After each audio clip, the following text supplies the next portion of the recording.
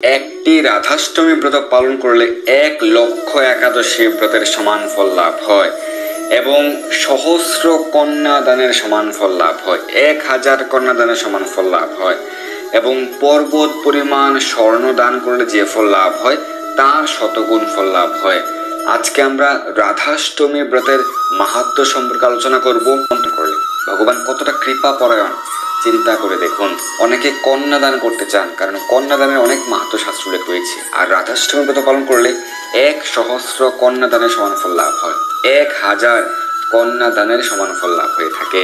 রাধাষ্টমী ব্রত পালনের ফলে গঙ্গা আদি সমস্ত তীর্থ দর্শনের সমান ফল লাভ হয়ে থাকে এবং যদি কেউ শ্রদ্ধা রহিত হয়েও, শ্রদ্ধায় নয় অবহেলায় রাধাষ্টমী ব্রত পালন করছেন, তবুও তিনি তার কোটি কুলকে উদ্ধার করতে সক্ষম হন। অর্থাৎ তার পূর্বপুরুষ, তার পিতৃকুল, মাতৃকুল সকলকে তিনি উদ্ধার করতে সক্ষম হন এবং তারা ভগবত ভজনের মাধ্যমে বৈকুণ্ঠ ধামেও গমন করতে সক্ষম হবে যদি কেউ সঠিকভাবে রাধাষ্টমী ব্রত পালন করেন এবং ভগবানের নিকট প্রার্থনা করেন, রাধারানীর নিকট প্রার্থনা করেন যেন তার পিতৃপুরুষ, তার পূর্বপুরুষ সকলকে যেন ভগবান উদ্ধার করেন।